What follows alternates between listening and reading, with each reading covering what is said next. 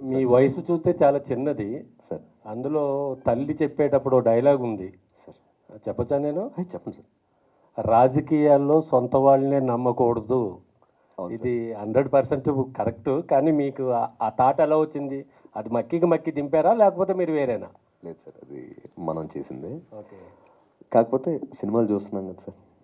అంటే అసలు డైలాగ్స్ వల్ల సినిమా చాలా ఎఫెక్ట్ పడుతుందనేది మీ డైలాగుల వల్లే విన్నాను నేను. Thank నేను you, thank ఉప్పు లాంటోడిని, అది మసాలా నూరి అసలు వాళ్ళిద్దరు జుగులుబంది Sir. Next level.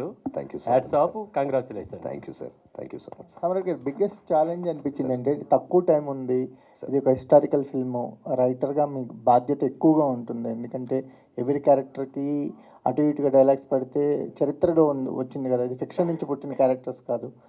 Biggest challenge ఏమనిపించింది ఈ రైటింగ్ ప్రాసెస్? ఛాలెంజ్ ఏం లేదు సార్. అంటే నాకు నేను అదే అంటున్నాను కదా సార్, గత 5-6 రోజులు పడుకోలేదు చేశాం, కానీ ఇష్టం కొద్దీ చేశాం సార్.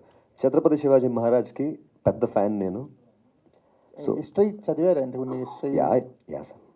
ఈ సినిమాకి కావాల్సినంత హోంవర్క్ ఈ 5-6 రోజులు నేను చేసుకుంటూ సినిమాని ఒళ్ళు దగ్గర పెట్టుకొని బాధ్యతగా చేశాం సార్.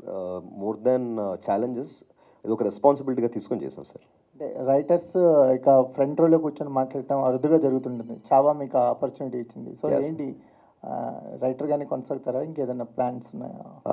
బెటర్ ప్లాన్స్ అదే sir. Let's hope for the best.